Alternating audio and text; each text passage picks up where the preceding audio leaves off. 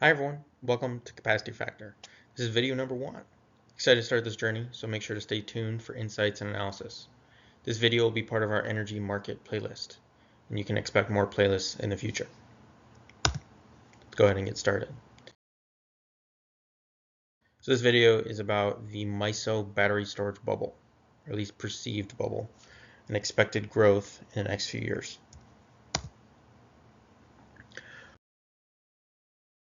So I want to begin by identifying the dataset. The dataset we're using is the MISO Q. This is available on the MISO website, and this is a visual representation of megawatt growth over time, specifically using dates defined as the applied in-service date. To begin the analysis, I'm going to use a baseline, and we're going to do January 1st, 2020. We're going to be evaluating 3 technology types: battery storage, photovoltaics, and then solar battery combos. Now, there is going to be a focus on the interplay with batteries and why photovoltaics is included. That stems from the fact that there is a growing demand, or at least appetite, for the combined product solar and battery storage. So to take a look at the data, January 1st, 2020, if we take a look at the photovoltaics, there was 2,437 megawatts historically built in MISO. Now, to relate that to the actual applied, or at least in Q megawatts, that's 5,833. If we look at battery storage, that's 5 megawatts of 25, so it's a small number, 25 megawatts applied into the Q. If we look at a combo, there was no generation built that included photovoltaics and battery storage in the same Q position, but there was 100 megawatts in the Q. Now, translation to success rates. Now, there's not that many megawatts in the Q. There wasn't that many megawatts actually built for any of these technologies, so we're likely going to see higher success rates. 42% of the solar in the Q was built. 20% of the battery storage, granted there wasn't that much, was built. And obviously, none of the combined product was built as of 2020. Now, as we progress through time, obviously there's going to be considerable increases as depicted in the graph. If we move to 2024, beginning of this year, photovoltaics increased to 20,486 megawatts. Now, the Q had identified 95,000 of proposed solar to be built prior to January 1st, 2024. That didn't happen. But since 2020, that's an 840% increase in installed capacity in 4 years. That's sizable. That's very considerable. If we look at battery storage, 235 megawatts installed of the proposed 6,708 megawatts. It's a 4,700% increase in battery storage. Granted, we started with 5 megawatts, so any growth is going to seem extreme. And then if we look at the combo product, 300 megawatts of 4,831 was built. Now, we can't have a percent increase on 0, but that is still pretty sizable. 300 more megawatts in 4 years for a combined product. So very niche, very new. If we look at the success rate, they do dip for each project, except for obviously solar and battery. For the photovoltaics, it dropped to 21% total. For battery storage, it dropped to 3.5%. And for the combo, it increased to 6.2%. Now, this is all historic. So this is stuff that has been built related to the Q as it was. Now, as we move further through time, we get into the future, or futures. So January 1st, 2028. If we evaluate this date, we can't really define success. We can project success, But let's take a look at the projected Q size. For photovoltaics, there is a projected 201,000 megawatts of solar that could be installed by 2028. Granted, that's not going to happen, but it is in the queue. So since 2020, if we're relating the actual queue size, because we can't relate installed capacity as this is the future, that's a 3,451% increase over 8 years. Since 24, the most recent 4 years, that's a 210% increase. That's doubling the queue size. And the queue is already at 100,000 megawatts. For context, MISO, which is the operator for this area, has a peak daily load of 100,000 megawatts. And we have 200,000 megawatts in the queue. For battery storage, it increased to 63,850.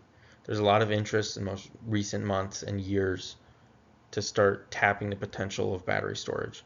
Battery storage has historically been expensive, but just like solar, it is decreasing in cost significantly, with projections of it to keep dropping in cost. That is huge because battery storage acts as a capacity product. Solar can only produce when the sun is in the sky, but batteries can take that excess power. Maybe there's 100,000 megawatts of solar, but you don't need that because you also have other generation types. You have gas, you have coal, you have nuclear, you have wind. So you take some of the solar generation off the top, you store it in a battery, and you dispatch it later. Because with batteries, you can dispatch 24/7. Growth since 2020, so 8 years, 255,000. That number sounds ridiculous because it is. There was only 5 megawatts installed and only 25 megawatts in the queue back in 2020. Since 2024, the queue growth is 951%. That's a 10x multiplier almost. Now, if we look at the combo product, it's up to 50,000 by 2028. That's a 50,000% increase.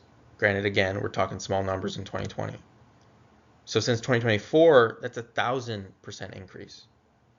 That is considerable for both battery standalone storage and battery and solar combined products. Now, we do need to remember that success is a factor. Success has decreased for photovoltaics over the past 4 years. Granted, there has been a considerable increase in the actual size of this photovoltaics in the queue. So 20% is kind of it leveling off.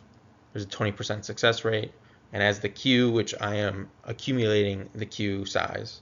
So if there was 20 megawatts in 2020, that's included in the 2028 queue size. So that 21% success rate will likely maintain. For batteries, it's an infant technology, it's new, so there's going to be some volatility at the beginning. There was a 20% success rate when there was only 25 megawatts. There was a 3.5% success rate in 2024. Now that is really low. I anticipate that will increase in success as more developers become accustomed to the technology, to the financial structure, and to the actual structure of the systems themselves.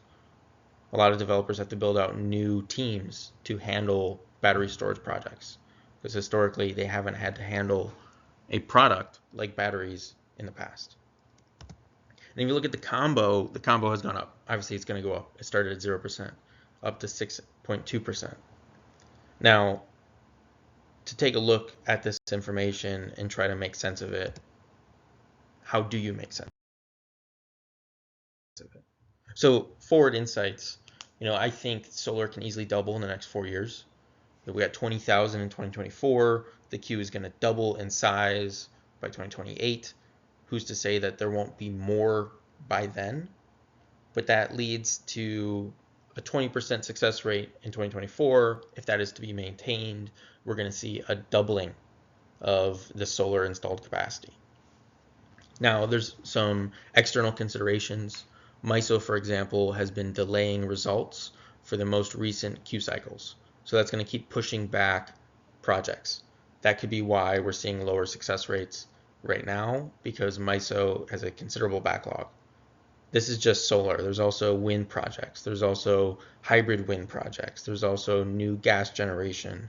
They're decommissioning coal. So there's a lot of changes to the electrical grid and the structure of how power flows in the MISO operating area. Now, if we take a look at batteries, which is the primary focus of this video, we understand that there's a low success rate. Like I said, it's a new technology. It's in its infancy. And due to that, we're going to see a lot more volatility at the beginning. People are figuring out how to make it work from a development perspective. But we're seeing considerable queue interest that is growing despite the low success rate. There's increased product offerings by domestic manufacturers of batteries and also foreign manufacturers of batteries. They're understanding that there is going to be growth there. And there is a growing appetite for clean capacity products. Wind and solar can only dispatch when the resource is available. Solar in the day, wind when the wind is blowing, obviously. With battery storage, we can take that renewable energy, you can store it, especially in a coupled product like wind and batteries or solar and batteries, and dispatch it when you need it. There's a lot of value in being able to dispatch when you need it and not only when the resource is available. So if we take all of those considerations and we look at the sizing of the queue, if we increase the success to 10%, that's going to be a total increase in nameplate capacity of batteries by 11,000 megawatts in the next 4 years.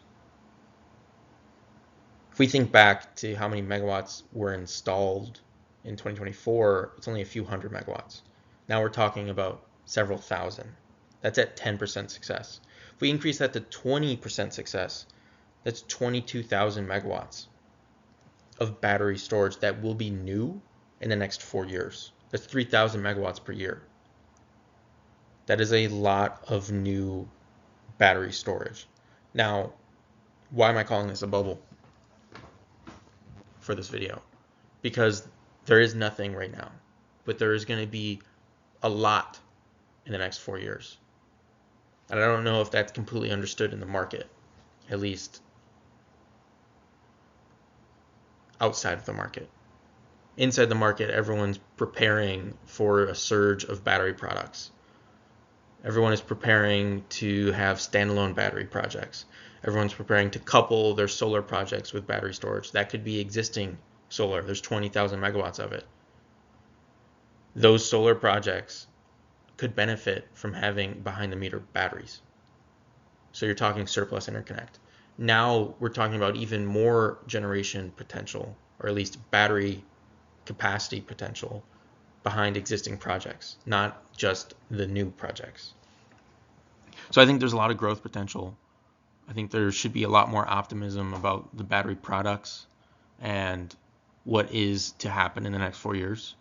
But I can expect considerable growth, and I'm excited to see how the battery offerings grow in the next few years. I'm excited to see how developers start to grapple with the battery products and how they are to implement them. And I'm excited to see how the market responds, like MISO and others. But thank you all for watching the video. This is Capacity Factor. Like I said, first video, very exciting. We'll get better at this, but look forward to more videos in the future, and thank you for listening.